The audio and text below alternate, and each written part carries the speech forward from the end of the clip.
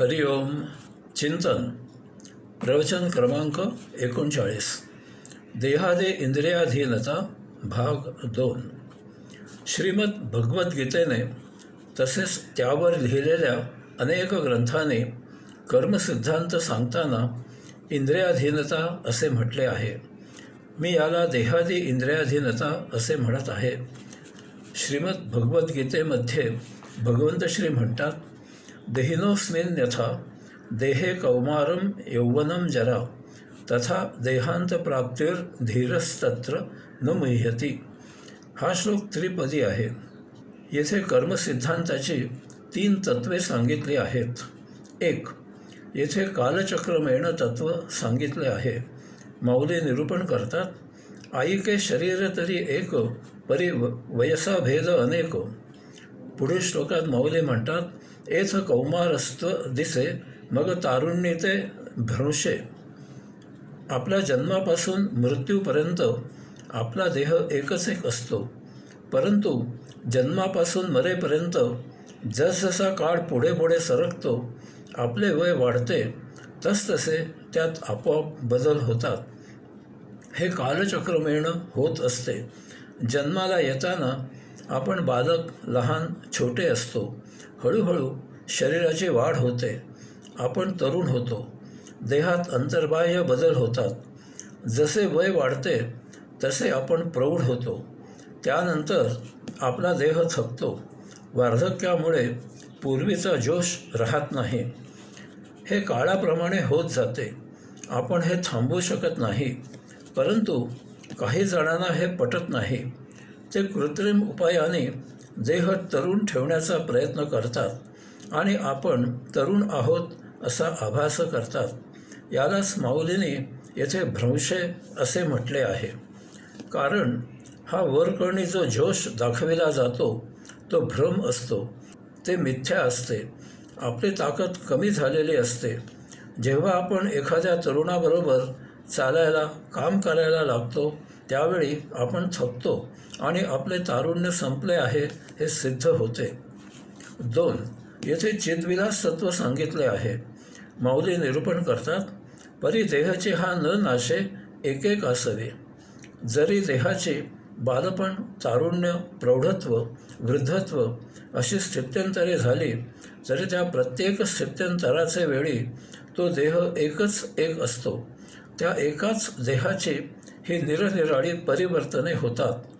माऊली पुढे सांगतात, तैसे चैतन्याच्या ठाई ये शरीरांतरे होती जाती पाही. याचप्रमाणे अंशात्मा त्याच्या वैश्विक यात्रेमध्ये अनेक देह धारण करतो. तथापि तो जसा पहिल्या देही असतो तसाच मुक्त झाल्यावरही असतो. त्याच्यात काहीही बदल होत नाही. त्याच्यावर या देहबदलाचा काहीही परिणाम होत नाही. आत्मतत्व चित, चिर, आदी, अनादी त्रिकाला बाधित आहे.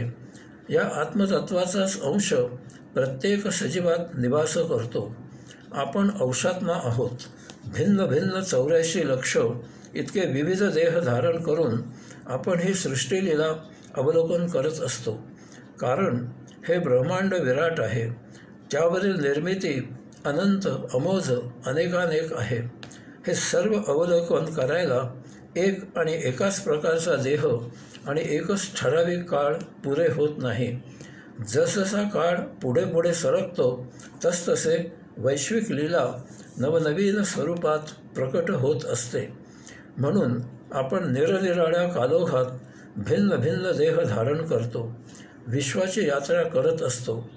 आत्मपरब्रह्म पुरुषोत्तमामधून उत्क्रांत झालेल्या सृष्टीचे सौंदर्य न्याहाळायला तो स्वयं अंशात्मक रूपाने भिन्न भिन्न देह धारण करत असतो.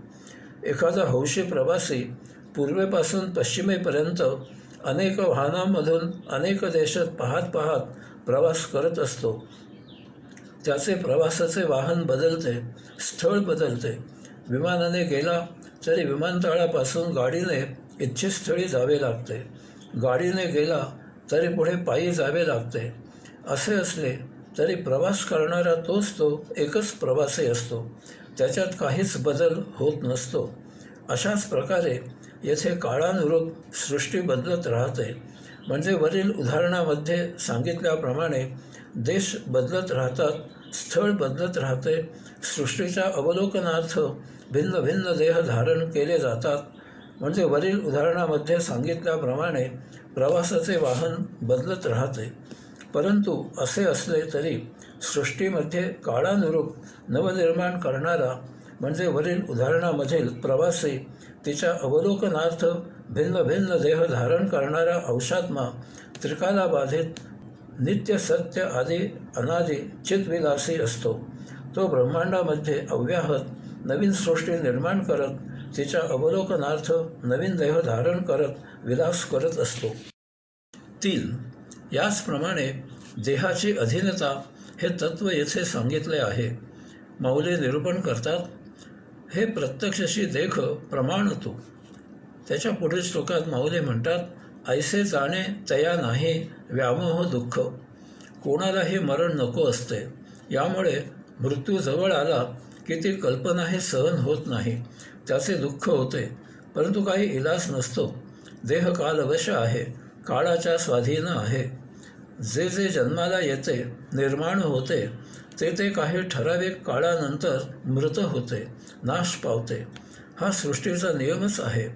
झाडावर पाने, फुले, फळे येतात, परंतु काही कालावधीनंतर ती झाडापासून अलग होऊन गळतात.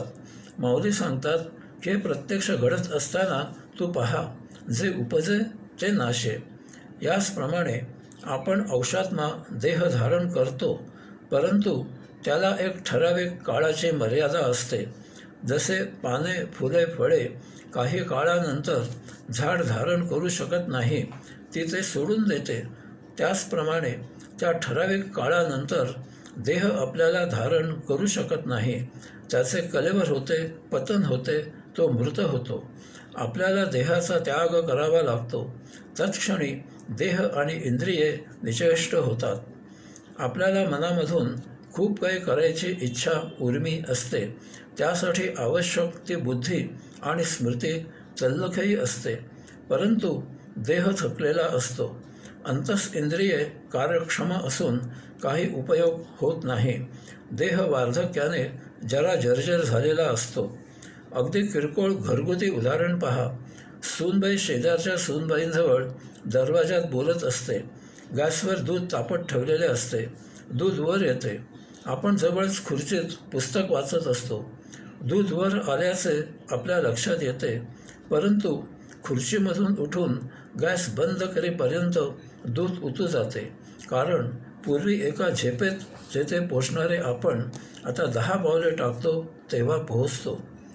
ही देहाची अधीनता आहे. याचे दुःख होते. माऊली म्हणतात की हे व्यामोह दुःख आहे. देहाधीनता ज्ञानाने न जाणल्यामुळे, अज्ञानामुळे होत असलेले हे दुःख आहे.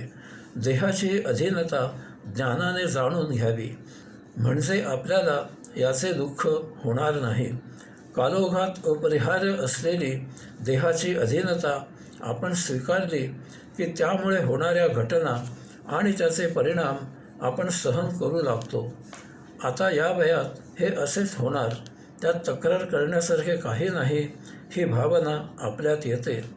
देह पतन होणारा आहे हे ज्ञानाने जाणावे. हेही लक्षात ठेवायचे की देह धारण करणारे आपण अंशात्मा अमर, अक्षय, सदा असणारे आहोत. आपण कपडे जीर्ण झाल्यावर ते जसे बदलतो, नेमके तसेच देह जीर्ण झाल्यावर तो बदलावा लागतो. ही जाण आल्यावर आपल्याला देहत्यागाचे दुःख होत नाही. आपण येथपर्यंत देहाची अधीनता पाहिली.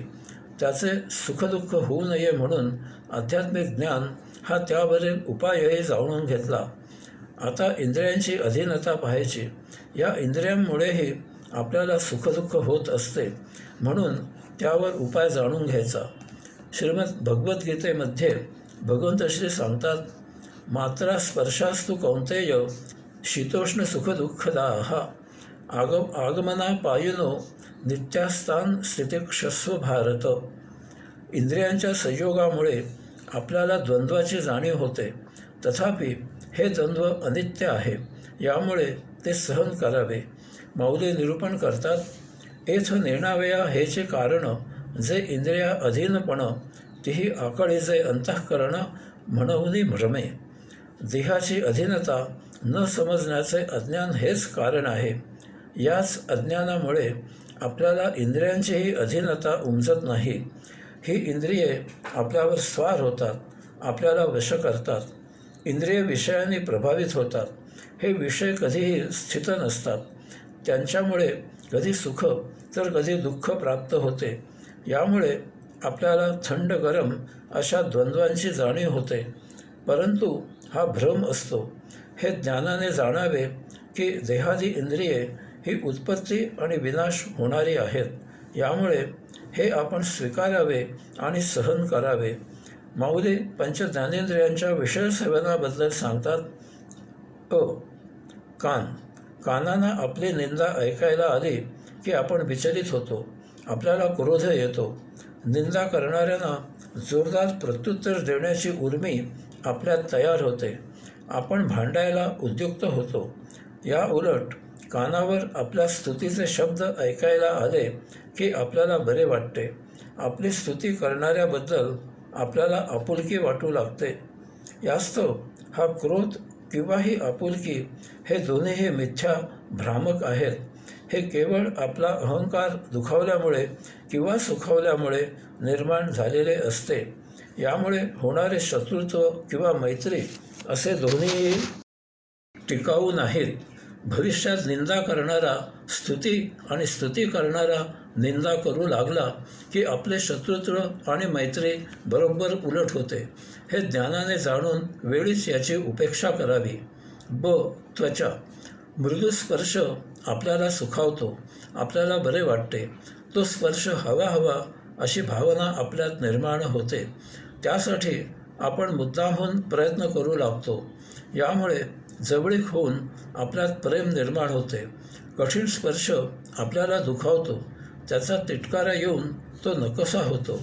यामुळे आपण दुःखी होतो, आपण तो टाळू लागतो. वास्तवात हे सुख किंवा दुःख बेगडी तकलादू असते. कारण हे असे मृदू किंवा कठीण स्पर्श क्षणभंगूर तात्पुरते त्या वेळेपुरतेच असतात. त्यामुळे निर्माण होणारे प्रेम किंवा तिटकारा टिकाऊ नसतो. या भावना कालांतराने क्षीण होतात. परंतु यामुळे निर्माण झालेले प्रेम किंवा तिटकारा आपल्या स्मृतीमध्ये जतन होतात. भविष्यात यांना जरी हलकासा धक्का लागला तरी स्मृती चाळविल्या जातात. हे वेळीच थांबले नाही तर मन कार्यक्षम होते आणि त्याचाच विचार करायला भाग पाडते. यामुळे आपल्याला मनोरुग्णता येऊ शकते. हे ज्ञानाने जाणून वेळीच याची उपेक्षा करावी. डोळे. भेसूर दृश्य नेत्रांमुळे आपल्याला दुःख देते.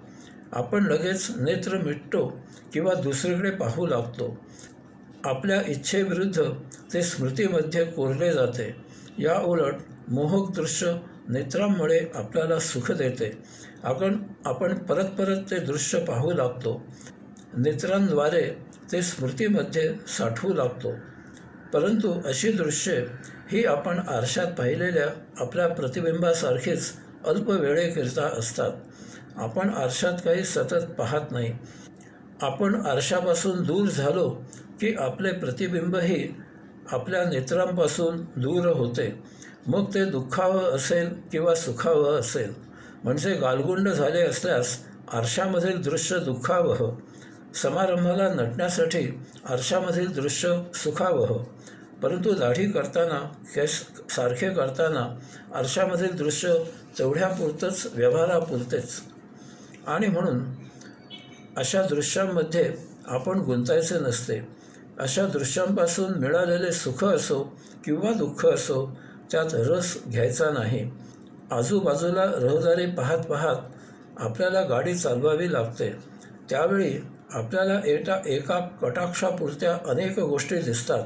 परंतु त्या एका कटाक्षा इतक्याच आपल्या नजरेला दिसतात. त्यात आपण स्वारस्य दाखवत नाही. गाडी पुढे नेता येईल इतपतच आपण त्यात लक्ष घालतो. याच तर व्यवहार काम असेल तरच तात्पुरते दृश्यामध्ये लक्ष घालायचे. नाक. सुगंध आला तर आपल्याला सुख होते. आपण पुन्हा पुन्हा सुगंध हुंगत राहतो. अनेक जण कपड्यांना अत्तर चोपडतात, सुगंधी फवारे मारतात, कानात अत्तराचा बोळा ठेवतात. परंतु दुर्गंध आला तर आपण अस्वस्थ होतो. आपण श्वास रोखतो, कानाला रुमाल लावतो, कानामधील अत्तराचा गोळा काढून नाकाला लावतो किंवा तेथून दूर जागी जातो. वास्तवात सुगंध किंवा दुर्गंध हे गंधाचे 2 प्रकार आहेत. हे दोन्हीही आपल्यासाठी हानिकारक आहेत. सुगंध सारखा घेतल्यास त्यामुळे कृत्रिम उत्तेजक भावना निर्माण होतात. त्याचा आपल्या मेंदूमधील एका विशिष्ट जागी दुष्परिणाम होतो. याचप्रमाणे दुर्गंध सारखा घ्यावा लागला तर त्याचाही आपल्या मेंदूमधील एका विशिष्ट जागी दुष्परिणाम होतो. यामुळे आपले घ्राणेंद्रिय असंवेदनशील होते. नाकाची संवेदना आपल्याला तेथून दूर जागी जायला इशारा करून आपले घातक वायूपासून संरक्षण करते. ही संवेदना क्षीण होणे चांगले नसते. श्वास सर्वात महत्त्वाचा असतो, कारण एक जरी श्वास घेता आला नाही तरी गुदमरायला होते. यास्तव सुगंध किंवा दुर्गंध असे दोन्हीही टाळावेत. आपल्यासाठी शुद्ध, स्वच्छ, ताजी हवा हितकारक असते. यायोगे फुफ्फुसे कार्यक्षम राहून आवश्यक तेवढा श्वास घेतला जातो. जिव्हा. आपल्या जिभेचे आपल्यासाठी 2 उपयोग आहेत. एक बोलण्यासाठी आणि दुसरा चव घेण्यासाठी. येथे सद्य विषयाला अनुसरून आपण चव घेणे याचा विचार करायचा आहे. आपल्या पोटामध्ये अपायकारक पदार्थ जाऊ नये यापासून आपले संरक्षण व्हावे यासाठी जिभेचा चव घेणे ही संवेदना आहे. काही अपायकारक पदार्थ जिभेवर ठेवला गेला तर तत्काळ जीभ तसे जाहीर करते आणि आपल्याकडून तो पदार्थ तत्क्षणी थुंकला जातो. या चव घेण्यामुळे आपल्यात रुची ही भावना निर्माण होते. यामुळे आपल्याला काही पदार्थ खायला प्यायला आवडतात आणि यामुळे त्यांची लज्जत आपल्याला सुख देते. तसेच आपल्याला काही पदार्थ खायला प्यायला आवडत नाहीत आणि यामुळे त्यांचे सेवन आपल्याला दुःख देते. आपल्याला आवडत असलेले पदार्थ आपल्यासाठी अनावश्यक असले तरीही आपण ते खातो पितो. यामुळे आपल्याला सुख होते, परंतु त्यामुळे आपल्या प्रकृतीवर विपरीत परिणाम होतो. तसेच आपल्या आवडीचे पदार्थ आपण खाऊ नये इतके खातो. यामुळे आपल्याला अजीर्ण होते, अपचन होते. अशा प्रकारे आवडत्या पदार्थापासूनही आपल्याला दुःख सोसावे लागते. आपल्याला आवडत नसलेले पदार्थ आपण खात नाही, परंतु काही असे पदार्थ प्रकृतीला उपयुक्त, आवश्यक असे असतात. यामुळे ते खावे लागतात याचे आपल्याला दुःख होते. अशा प्रकारे जिभेमुळे पदार्थाची चव समजून आपल्यामध्ये त्यांची आवड-निवड निर्माण होते. यामुळे आपल्याला सुखदुःख होते. वास्तवात खाणे-पिणे हा आवडीचा किंवा नावडीचा विषयच नाही. तो आपले प्रकृती सुदृढ, निरोगी ठेवायचा विषय आहे. अशा प्रकारे देहादी इंद्रियांमुळे आपल्याला सुखदुःख होत असते, कारण आपल्याला परस्पर विरुद्ध भावना होत असतात. आपल्याला द्वंद्वाची भावना होत असते. यामुळे आपण उपभोग प्रवृत्त होतो, देहादी इंद्रियांच्या पाशात अडकतो, त्यामुळे भौतिकात अडकतो. अंतिमतः आपले संचित संपत नाही. तसेच यामुळे नवीन संचित निर्माण होते. संचिताचा परिणाम म्हणून आपण जन्ममरणाचे फेरे घेत असल्यामुळे आपली मुक्तीची यात्रा सुरूच होत नाही. हरिओम.